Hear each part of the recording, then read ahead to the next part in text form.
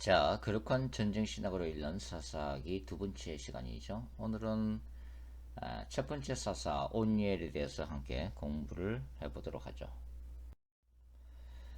사사기 3장 7절부터 11절 말씀을 함께 보겠습니다. 사사기 3장 7절부터 11절 말씀을 함께 보도록 할게요. 이스라엘 자손이 여호와의 목전에 악을 행하여 자기들의 하나님 여호와를 잊어버리고 바알들과 아세라들을 섬긴지라.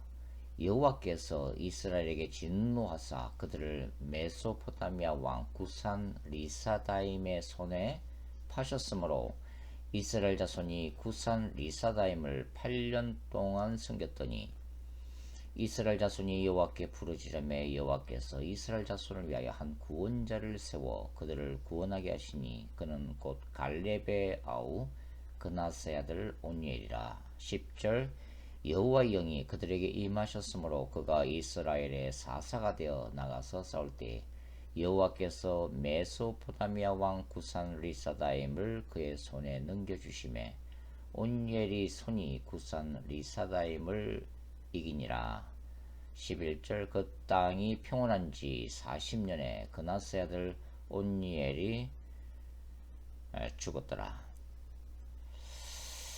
자, 사사 온니엘이 등장하기 전에 가나안 땅에서의 이스라엘은 어떻게 했다고 사사기 기자가 언급하고 있죠. 7절에서 야훼 하나님을 망각하고 극심한 우상 숭배에 빠져들었다, 이렇게 기록을 하고 있죠.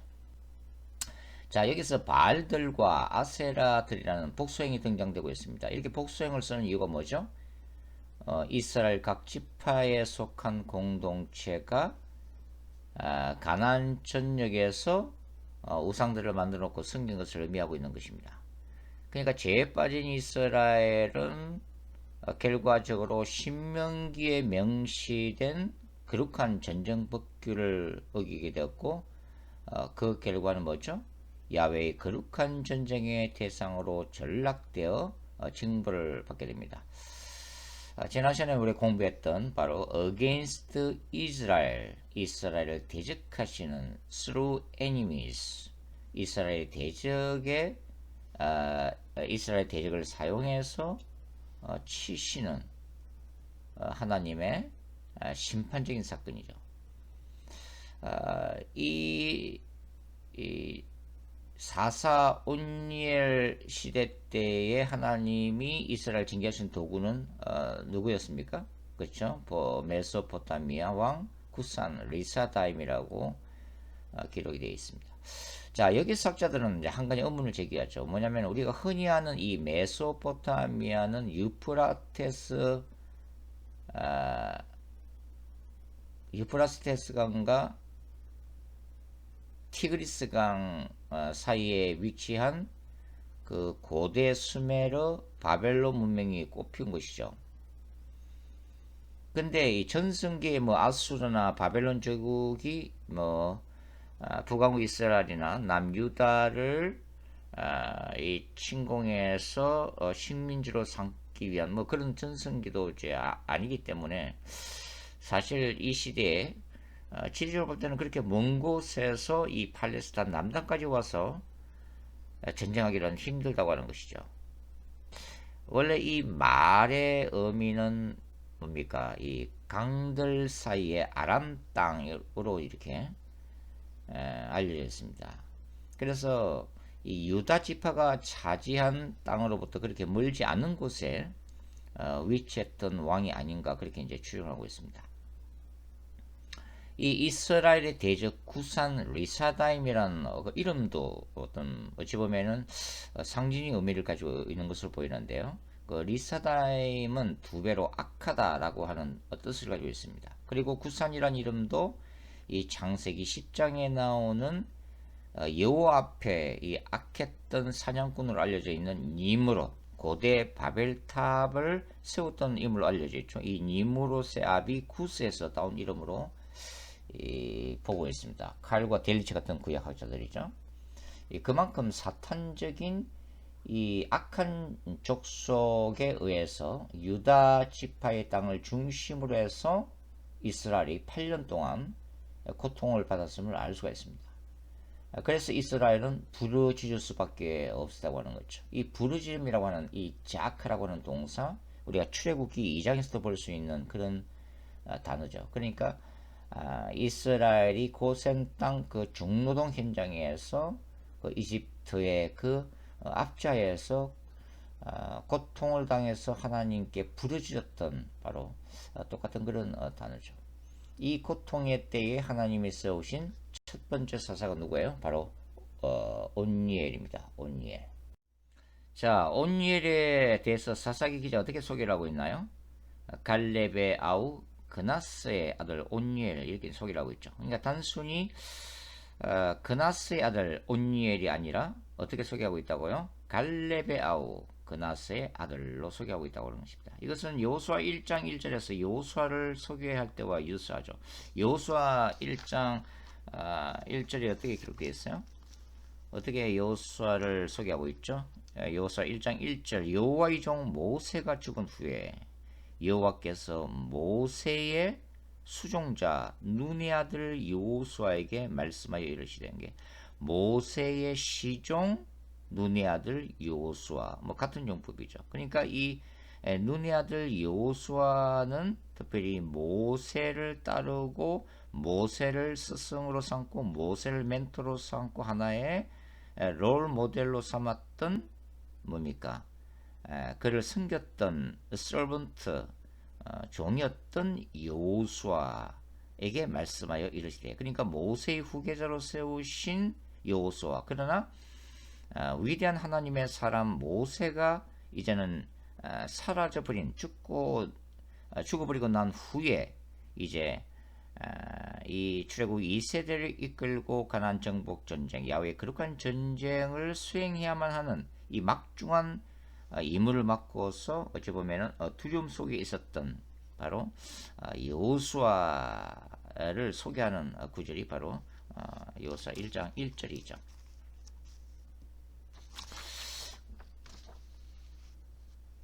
그래서 이 갈렙의 아우 그나스의 아들 온니엘이라고 하는 이 소개도 마찬가지로 하는 것입니다. 이 사사 온니엘을 이해함에 있어서 갈렙은 그만큼 절대적인 존재라고 하는 의미죠. 자, 갈렙은 그 온니엘이 속한 이 그나스 가문과 유다 지파 안에서 자랑스러운 이스라엘의 전사이자 전체 이스라엘 공동체에게 거룩한 전쟁에 있어서 전설적인 인물이었습니다. 갈렙이 속한 이 그니스 또는 그나스 족속은 정통 이스라엘 아니죠. 창세기 15장 19절이나 여호수아 14장 6절에 따르면 어찌 보면 잡족에 속했다고 하는 거죠. 그러니까 이스라엘이 이집트 노예로 있을 때에 함께 노예 생활했던 별 볼 일 없는 그 이방인들로서 나중에 출애굽 시 함께 광야로 나온 사람들이었다고 하는 것입니다. 나중에 갈렙이 이제 이스라엘 가운데 가장 용맹스러운 유다 지파로 이제 편입이 되어지게 되고 마침내 수장자리까지 올라가게 되는데 그것은 이 갈렙의 무엇을 이제 얘기를 해주는 거예요? 갈렙이 얼마나 신실한 신앙심을 가지고 있었는지 그리고 그의 열정이 어떠했는지 그의 리더십을 얼마나 탁월했는지를 짐작하게 하는 거죠. 자수성가한 사람이라고 할 수가 있습니다. 그리고 이 갈렙은 나이 40세에 가나안 정탐꾼 중에 한 사람으로서 파견되게 되죠. 그리고 경관 성읍 헤브론을 가슴에 품게 되는 거죠. 그리고 무려 뭡니까? 45년의 세월이 흐르고 난 다음에 광야에서 신앙 없는 이스라엘 백성들과 함께 방랑하고 그 다음에 가나안 정복 전쟁을 이제 함께 치르면서 마침내 그의 나이 85세. 그러니까 하나님으로부터 이 네가 밟는 땅을 내 종 이 갈렙에게 주리라라는 말씀을 받고서 무려 45년의 세월이 흐른 85세에 이 산지를 내게 주소서라고 하는 유명한 대사를 외치면서 헤브론 산지를 믿음으로 정복한 야훼의 거룩한 전쟁을 성공적으로 수행했던 인물이 바로 칼렙이라고 하는 인물이죠. 자, 이런 인물은 당연히 조카 온니엘에게도 하나의 롤 모델로 자리 잡았다 우리가 상상을 할 수가 있습니다. 이것은 이 온니엘이 모세나 여호수아, 갈렙이 소유했던 그 거룩한 전쟁 신학과 영성을 그대로 계승했음을 의미하고 있는 거죠. 자, 갈렙이 헤브론 산지를 정복하게 됩니다. 그리고 이 헤브론 산지의 근방에 위치한 기라세벨, 또 더빌하고도 부르죠. 이 더빌까지 야훼의 거룩한 전쟁을 완성할 필요가 있었을 때 이때 자원한 사람이 누구예요? 바로 온니엘입니다. 그리고 그 결과로 이 지혜로운 갈렙의 딸과 결혼해서 갈렙의 사위가 되죠. 그것이 어디 기록되어 있어요? 사사기 1장에 기록되어 있죠. 사사기 1장 11절부터 15절을 찾아서 확인해 보겠습니다. 사사기 1장 11절 거기서 나가서 더빌의 주민들을 쳤으니 더빌의 본 이름은 기아세벨이라. 갈렙이 말하기를 기아세벨을 쳐서 그것을 점령하는 자에게는 내 딸 악사를 아내로 주리라 하였더니 갈렙의 아우 그나스의 아들인 온니엘이 그것을 점령하였으므로 갈렙이 그의 딸 악사를 그에게 아내로 주었더라. 굉장히 드라마틱한 얘기죠. 악사가 출가할 때 그에게 청하여 자기 아버지에게 밭을 구하자 하고 나귀에서 내리매 갈렙이 묻되 네가 무엇을 원하나 하니 이르되 내게 복을 주소서. 아버지께서 나를 남방으로 보내시니 샘물로 내게 주소서 하매 갈렙이 윗샘 아랫샘을 그에게 주었더라. 여기 이제 갈렙의 딸 악사의 지혜로움이 나타나 있는 거죠. 이 농경 문화인 가나안 땅에서 가장 필요한 게 뭡니까? 바로 땅과 물이죠. 샘물이죠. 그 알짜배기 그 노란 자위를 이제 함께 요구하는 결혼 지참금으로 함께 요구하는 이런 지혜로운 그 아내 악사를 이제 온니엘이 아내로 이제 맞이하게 되었다고 하는 것입니다. 자, 이 부분에서 그 바알 숭배에 빠지게 됐던 이스라엘 백성들과 대조되고 있다는 것을 우리가 발견을 할 수가 있죠. 사사기 이제 3장 5절과 6절 한번 찾아볼까요? 사사기 3장 5절과 6절을 한번 찾아보겠습니다. 그러므로 이스라엘 자손은 가나안 족속과 헷 족속과 아모리 족속과 브리스 족속과 히비 족속과 여부스 족속 가운데 거주하면서 어떻게 했어요? 6절 그들의 딸들을 맞아 아내로 삼으며 자기 딸들을 그들의 아들들에게 주고 또 그들의 신들을 섬겼더라. 자, 신명기 7장에서 하나님은 모세의 설교를 통해서 가나안 땅에 들어가서 그 우상을 섬기는 그 자들에게 아들이나 딸을 배우자로 주지 말라고 분명히 이제 말씀을 하셨죠. 근데 이제 이스라엘 백성들이 이제 어기게 되는 장면인데, 이 온니엘이 같은 경우는 이 거룩한 전쟁 신앙을 계승한 이 새로운 믿음의 가문을 역설적으로 이렇게 대조적으로 형성하게 되는 모습을 우리가 볼 수가 있습니다. 이 갈렙의 딸을 배우자로 맞아들이면서 믿음의 가정을 또 새롭게 세우게 된 거죠. 자, 우상 숭배자와 결혼하면 우상을 숭배하게 되었어요. 이스라엘 역사에서 그 대표적인 왕이 누구죠? 바로 아합 왕과 솔로몬 왕을 들 수가 있습니다. 자, 아합 왕은 이 정략 결혼 차원에서 이 시돈의 그 우상 숭배자 이세벨을 공주를 아내로 맞이하게 되죠. 그러니까 결과적으로 이제 아왕은 정치 외교 분야에서 탁월한 왕으로, 그리고 이스라엘을 강한 이스라엘로 만들어낸 장본인이지만 이 바알 숭배의 여사제격인 이세벨을 와이프로 이렇게 맞아들임으로써 결과 어떻게 됐어요? 전체 이스라엘을 우상 숭배에 빠져들게 만들죠. 그래서 인간적으로 보면, 세상적으로 보면은 탁월하고 능력이 뛰어나고 뭡니까? 그런 왕이었지만 이 하나님 앞에서는 어떤 왕으로 평가돼요? 악한 왕으로 평가를 받고 있습니다. 이 어두운 시대에 하나님이 일으킨 선지자가 바로 엘리야와 엘리사죠.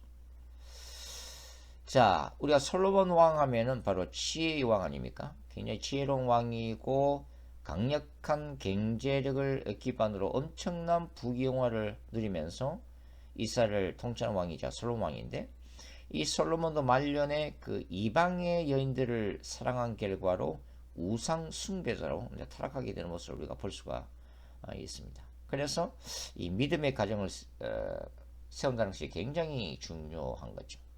이 타 종교나 이단에 빠진 배우자와 결혼한 경우에는 영적으로 부딪히게 되어 있습니다. 힘들다고 하는 거죠. 그래서 신약에서 사도 바울은 뭐라고 얘기하고 있어요? 고린도서 6장 14절부터 16절 보면 이렇게 얘기하고 있습니다. 너희는 믿지 않는 자와 멍에를 함께 매지 말라. 의와 불법이 어찌 함께하며 빛과 어둠이 어찌 사귀며 그리스도와 베리알이 어찌 조화되며 믿는 자와 믿지 않는 자가 어찌 상관하며 하나님의 성경과 우상이 어찌 일치가 되리요. 이렇게 이제 근면을 하고 있다고 하는 거죠. 자, 사사기로 다시 돌아와서 이 가나안 정복 전쟁에서 이 여호수아에 있어서 이스라엘의 2인자로서 이 거룩한 전쟁을 수행했던 대표적 인물이 이제 갈렙이라면, 하나님이 구산 이 리사다임의 폭정 아래에서 첫 사사로 선택한 인물이 바로 온니엘이었다는 것을 우리가 알 수가 있습니다. 자, 온니엘의 이름은 무슨 뜻이에요? 하나님은 나의 힘이시다. 그런 뜻을 가지고 있습니다. 그러니까 바알과 아세라를 개인적, 공동체적 번영과 축복을 위한 능력으로 믿고 숭배하던 시대에 이 온니엘은 하나님은 나의 힘이시다라는 그 이름대로 하나님을 위해서, 하나님의 영광을 위해서, 하나님의 나라를 위해서, 하나님 야훼께서 맡기신 거룩한 전쟁을 위해서 분연히 일어난 사사였다고 하는 거죠. 이 이름이 굉장히 중요한 거죠. 제가 제 오수송 목사인데요. 제가 그 현대그룹 사임하고 이 장신대, 이 통합교단이죠. 장신대 들어갔을 때 그 인터뷰했던 교수님들이 제 이름을 보더니 그렇게 물으시는 거예요. 자네는 현대자동차에서는 자동차를 수송하더니 이제는 신학교에서 복음을 수송하기 위해서 지원했나? 뭐 그렇게 물으시더라고요. 그리고 제가 이제 이 미국에서는 신학교에서는 그냥 위트니스 O 교수로 이렇게 알려져 있는데요. 제가 위트니스 증인이라는 뜻이죠. 왜냐하면 제가 그 요한계시록을 연구하면서 요한계시록 11장의 두 증인 위트니스에서 제 어떤 신학과 영성과 어떤 가치관이 그 전환기를 맞이했기 때문에 제가 이거 위트니스 O라고 이름을 지었습니다. 그만큼 사실은 그 이름이라고 하는 것은 성경 속에서도 그렇잖아요.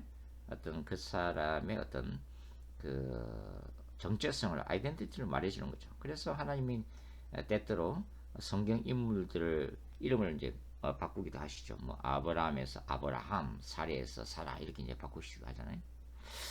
자, 여하튼 그 온니엘의 이 부르심과 관련해서 이제 오늘 본문에 보면 특이한 구절이 등장됩니다. 바로 10절 상반절에 뭐라고 되어 있어요? 여호와 영이 그에게 임하셨으므로, 이런 구절이 나오죠. 자, 원래 이 구약적인 거룩한 전쟁에는 하나님의 임재와 능력의 상징이 항상 이렇게 같이 따라 붙습니다. 그게 뭐죠?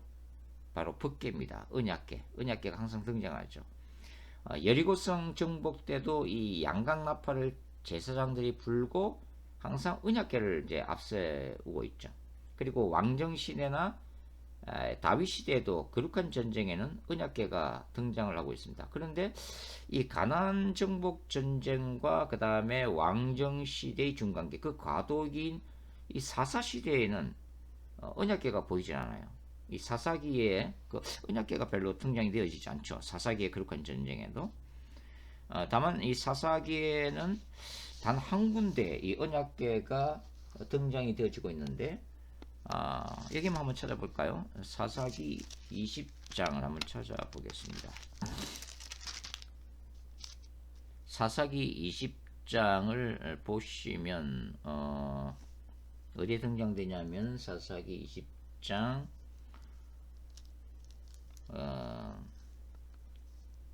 27째 등장되겠네요. 이제 이 장면이 뭐냐면 이제 이 뭡니까 그 제사장의 첩이 이제 베냐민 땅 기브아에서 성폭행 당하고 죽임을 당했잖아요.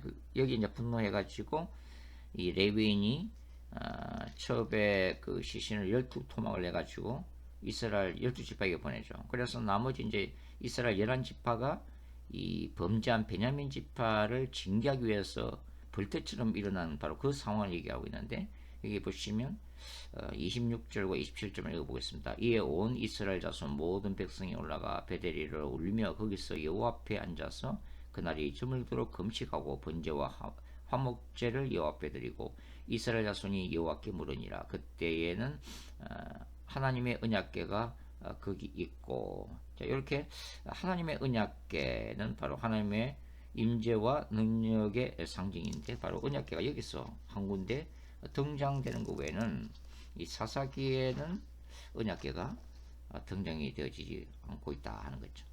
도대체 그 이유가 무엇인가 하는 것입니다. 한 가지 이유를 우리가 생각한다면 이 사사들에게 임한 야훼의 영에서 어느 정도 이해를 할 수가 있습니다. 그러니까 언약궤 대신에 사사들에게 직접 야훼의 영이 임했다고 하는 거죠. 자, 예전에는 뭡니까 왕이나 선지자나 제사장의 위임식에는 이 감람나무 기름을 짜서 머리에 붓는 기름 부음 의식이 있었습니다. 그러나 이 경우는 뭡니까 직접 성령이 임한 거죠. 자, 그럼에도 불구하고 사실 우리가 12사사들의 경우를 보면 모든 사사들에게 다 이렇게 성령이 직접 임한 것은 아니에요. 그러니까 사사기에서 이 성령 임한 사람은 4사람밖에 없습니다. 온니엘, 기드온, 입다, 삼손, 이게 4사람밖에 없어요. 이 성령의 임하심은 사사들에게 거룩한 전쟁을 수행할 수 있도록 일시적으로 능력을 부여하기 위해서라고 할 수가 있습니다. 그러니까 이제 보면 사도행전적 성령 임하심, 그러니까 능력을 주기 위한 어떤 성령 임하심이지 바울 서신의 성령론과 같이 내적 변화나 성숙을 위한 성령의 역사는 아니죠. 그 한 가지가 삼손 같은 경우죠. 삼손은 이 성령이 4번이나 임하거든요. 그러나 삼손이 인격적인 변화가 일어나는 것은 아니죠. 오직 무슨 그 힘을 발휘하는 그런 경우에 바로 성령께서 임하셨다, 이렇게 기록이 되어 있습니다. 여하튼 이 온니엘에게 성령이 임했다는 것은 온니엘을 첫 번째 사사로 하나님이 세우신다고 하는 하나님의 어떤 증거, 적의의 차원에서 사사로서의 어떤 취임에 대한 어떤 정당성을 하나님이 인정하신과 동시에 온니엘이 이 이스라엘을 위한 사사로서 구산 리사다임과의 전쟁에서 승리할 수 있도록 능력을 부어주는 사건이라고 하는 거죠. 자, 이러한 온니엘의 활동으로 그가 죽을 때까지 이스라엘 공동체는 40년 동안의 평화를 누리게 됐다고 하는 것입니다. 자, 우리가 이 온니엘 이야기를 우리가 묵상을 하면서 한번 이 시대를 함께 생각해 보도록 하겠습니다. 자, 현대에서 이 구산 리사다임, 사실 이 구산 리사다임이라고 하는 뜻이 뭡니까? 2배로 악한 왕, 2배로 악한 왕, 그런 뜻이죠. 2배로 악한 왕이라는 뜻인데, 과연 현대에서 현대에서 이렇게 악한 사탄의 나라의 어떤 징조는 무엇인가 하는 것입니다. 자, 이 시대를 읽을 수 있는 중요한 징조들이 있죠. 비성경적인 사상들이 있습니다. 저는 먼저 이 동성애 사상을 좀 들고 싶어요. 이게 성소수자의 그 인권운동이라는 이름으로 일어나고 있는 이 사탄의 영의 역사가 바로 이 어찌 보면 두 배나 악한 구산 리스다임의 영이 아닌가 그렇게 이제 생각을 하고 있습니다. 결국은 이 동성애 운동은 뭘 의미라는 거예요? 하나님이 세우신 가정이라고 하는 창조 질서를 파괴하는 사탄적인 활동이죠. 그리고 건전한 사회 윤리를 지탱해온 그 전통적인 기독교적인 가치관을 파괴하는 것이죠. 동성연애의 합법화, 전 세계적인 확산. 지금 뭐 이스라엘의 텔아비브는 전 세계에서 매년 최대의 동성애 축제가 일어나는 곳이지 않습니까? 근데 이런 동성애가 숫자적으로는 적지만 이 운동이 가지고 있는 굉장히 위험한 어떤 것들이 뭐냐면 동성애의 문이 열렸다고 하는 것은 앞으로 소아 성애의 문이 열릴 수 있음을 의미하는 거죠. 그 다음에 짐승과의 이런 관계, 수관이 또 정당화될 수 있고 나아가서 인공지능 시대의 섹스 로봇과의 결혼 합법화까지 이어질 수 있는 굉장히 위험한 운동이라고 하는 것입니다. 결국은 사탄의 전략은 하나님의 가정을 파괴함과 동시에 나중에 뭡니까? 인간이 기계인 섹스 로봇과 부부관계를 맺고 그 다음에 섹스 로봇을 합법적인 남편, 합법적인 아내로 맞아들기까지 시도하게 되는 바로 그 순간까지 끌고 가는 게 바로 사탄의 전략이라고 할 수가 있습니다. 이 신학계에서도 소위 이제 퀴어 신학이라는 게 등장이 되었죠. 이 퀴어라는 말은 굉장히 이상하다, 요상하다, 기묘하다 그런 뜻인데 이 이상하고 비정상적인 것을 마치 정상적인 것처럼 만드는 그런 자유주의 신학 중에 하나가 바로 퀴어 신학이죠. 퀴어 신학은 이 성경 전체를 동성애는 죄가 아니다라는 관점에서 설명하고 주석하는 그런 신학이죠. 예를 들면 다윗과 요나단이 서로 사랑한 걸 뭐라고 해석하는 거예요? 다윗과 요나단이 동성연애한 것이다. 그렇게 해석을 하고 있죠. 그리고 나오미와 룻의 관계도 동성애로 보고 있고 심지어는 예수님도 동성애자로 이렇게 설명하면서 예수 그리스도의 십자가 사건을 예수께서 그 십자가 사건을 통해서 뭡니까? 성적인 정체성에서 자용을 얻었다라는 신성 모독적인 참남한 그런 해석까지 내놓고 있는 거죠. 자, 요즘에는 그 동성애 운동이 막시즘 공산주의 사상과 연결되어 있다고 보는 학자들이 있습니다. 그러니까 이 공산주의 사상이라는 게 뭐예요? 이 소수의 특권층이 돈과 권력으로 다수의 민중을 지배하는 이 부르주아 사회를 타파하자는 게 핵심적인 사상이잖아요. 그런데 이 부르주아가 이 대다수의 민중을 지배하고 있는 것이 바로 막강한 재산이죠, 재산. 그래서 이 공산주의에서는 사유재산을 사회적인 악으로 보고 있죠. 그래서 재산을 국유화해서 모든 인간이 평등하게 그 부를 분배해야 한다고 외치는 게 바로 공산주의 사상이잖아요. 근데 이 부르주아 계층이 사유재산을 유지하기 위해서 끊임없이 이 노동력을 재생산하는 게 필요하다고 하는 것인데 이 노동력을 제공하는 것이 바로 가정이라는 거예요. 그래서 이 전통적인 가정을 해체를 해야만이 이 부르주아를 부자되게 만드는 노동력 공급을 끊을 수가 있다. 그래서 공산 사상을 현실화할 수 있다라고 이제 생각하게 된 거죠. 그래서 이들이 동성애 운동을 지지하고 있다고 하는 것입니다. 요즘에는 유어 막시즘이라고 하는 단어도 등장되고 있는데 이것은 뭐냐면 모든 종류의 전통적인 질서를 다 부인하는 거죠. 그러니까 아버지의 권위를 존중했던 가부장제를 부인을 하고 더 나아가서는 하나님을 아버지라고 부르는 것도 부인을 한다고 하는 거죠.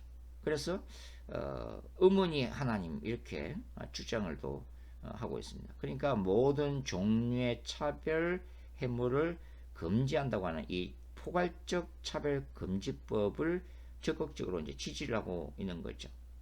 동성애를 죄라고 하면 이제 불법인 세상이 오고 있다고 하는 것입니다. 자, 이 마지막 시대의 종말론적 거룩한 전쟁의 대상 중에 하나가 바로 이 동성애 사상과의 바로 전쟁입니다. 그것은 우리가 성령의 충만함을 받아서 이 시대 아까 싸울 수 있는 이 영적인 온니엘들의 등장, 수많은 온니엘들이 바로 이 땅에서 일어나기를 우리가 함께 기도해야 할 필요성이 있다고 하는 거죠. 자, 오늘 여기까지 하겠습니다. 또 다음 시간에 또 두 번째 사서 함께 또 보면서 공부를 하도록 하겠습니다. 수고하셨습니다.